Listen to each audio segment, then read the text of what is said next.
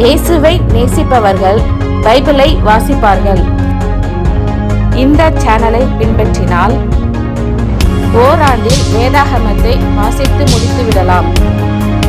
Follow பண்ணுங்க, subscribe பண்ணுங்க. ஏசாயா 19ஆம் அதிகாரம். எகிப்தின் பாரம். இதோ கர்த்தர் வேகமான மேகத்தின் மேல் ஏறி எகிப்துக்கு வருவார். அப்பொழுது எகிப்தின் விக்கிரகங்கள் அவருக்கு முன்பாக குலுங்கும். எகிப்தின் இருதயம் தனக்குள்ளே கரைந்து போகும். சகோதரனோடே சகோதரனும், சிநேகிதனோடே சிநேகிதனும், பட்டணத்தோடே பட்டணமும், ராஜ்யத்தோடே ராஜ்யமும் யுத்தம் பண்ணும்படியாய் எகிப்தியரை எகிப்தியரோடே போர்க்கலக்க பண்ணுவேன். அதனால் எகிப்தியருடைய ஆவி அவர்களுக்குள் சோர்ந்து போகும். அவர்கள் ஆலோசனையை முழுகிப் போக பண்ணுவேன். அப்பொழுது விக்கிரகங்களையும் மந்திரவாதிகளையும் சன்னதக்காரர்களையும் குறி சொல்லுகிறவர்களையும் தேடுவார்கள். நான் எகிப்தியரை கடினமான அதிபதியின் கையில் ஒப்பிப்பேன். கடூரமான ராஜா அவர்களை ஆளுவான் என்று சேனைகளின் கர்த்தராகிய ஆண்டவர் சொல்லுகிறார். அப்பொழுது கடலின் தண்ணீர்கள் குறைந்து நதியும் வற்றி வறண்டு போம். ஆறுகளை திருப்பி விடுவார்கள். அரணிப்பான அகழிகள் வெறுமையாகி வறண்டு போம். கொருக்கையும் நாணலும் வாடும்.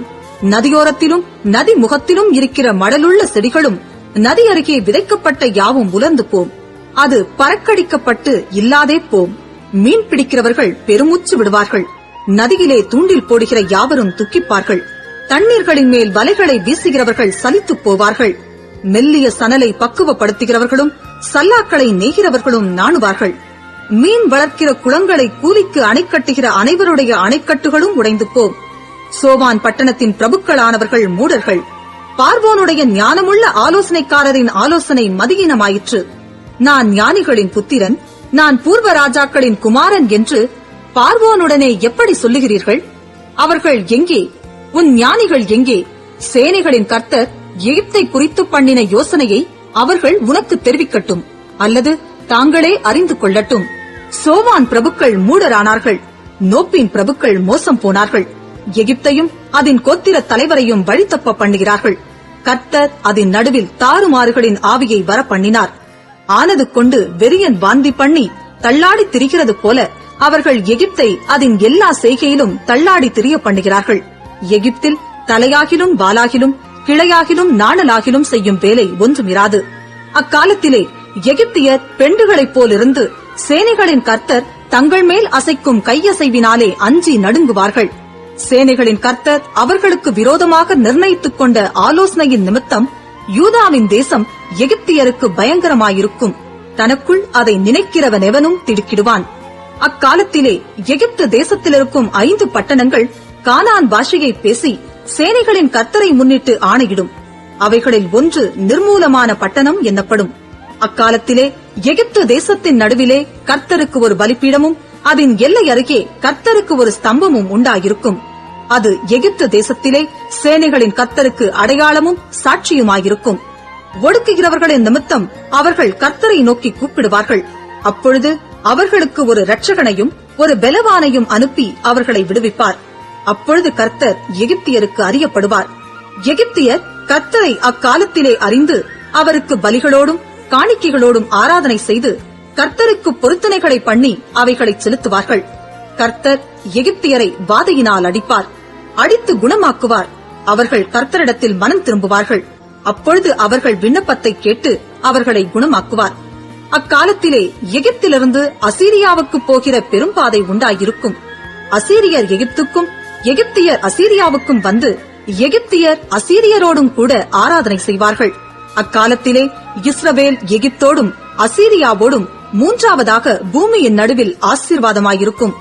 அவர்களை குறித்து சேனைகளின் கர்த்தர் எகிப்தியராகிய என் ஜனமும் அசீரியராகிய என் கரத்தின் கிரியையும் இஸ்ரவேலராகிய என் சுதந்திரமும் ஆசீர்வதிக்கப்பட்டது என்று சொல்லி அவர்களை ஆசீர்வதிப்பார்.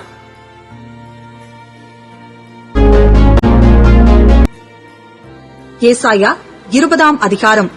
தர்த்தான் அசீரியா ராஜாவாகிய சர்கோனாலே அனுப்பப்பட்டு அஸ்தோத்துக்கு வந்து அஸ்தோத்தின் மேல் யுத்தம் பண்ணி அதை பிடித்த வருஷத்திலே கர்த்தர் ஆமோத்சின் குமாரனாகிய ஏசாயாவை நோக்கி, நீ போய் உன் அறையில் இருக்கிற இரட்டை அவிழ்த்து உன் கால்களில் இருக்கிற பாதரட்சைகளை கழற்று என்றார். அவன் அப்படியே செய்து வஸ்திரம் இல்லாமலும் வெறுங்காலுமாய் நடந்தான்.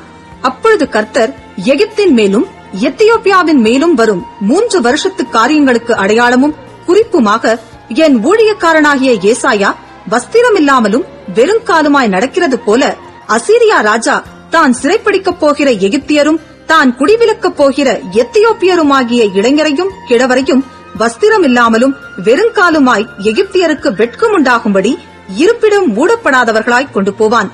அப்பொழுது இந்த கடற்கரை குடிகள் தாங்கள் நம்பியிருந்த எத்தியோப்பியாவை குறித்தும் தாங்கள் பெருமை பாராட்டின எகிப்தை குறித்தும் கலங்கி வெட்கி, இதோ அசிரிய ராஜாவின் முகத்துக்கு தப்பும்படிக்கு நாங்கள் நம்பி சகாயத்துக்கென்று ஓடிவந்து அண்டினவன் இப்படியானானே, நாங்கள் எப்படி விடுவிக்கப்படுவோம் என்று அக்காலத்திலே சொல்லுவார்கள் என்றார்.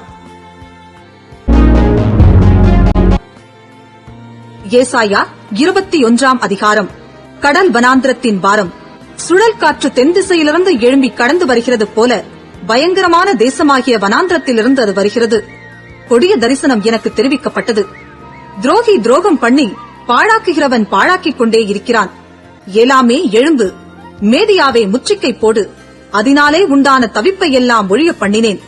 ஆகையால் என் இடுப்பு மகா வேதனையால் நிறைந்திருக்கிறது. பிள்ளை பெறுகிறவளின் வேதனைகளுக்கு ஒத்த வேதனைகள் என்னை பிடித்தது. கேட்டதினால் விளைவு கொண்டு கண்டதினால் கலங்கினேன். என் இருதயம் திகைத்தது. திகில் என்னை திடுக்கிட பண்ணிற்று. எனக்கு இன்பம் தந்த இரவு பயங்கரமாயிற்று. பந்தியை ஆயத்தப்படுத்துங்கள், ஜாமக்காரரை வையுங்கள், புசியுங்கள், குடியுங்கள்.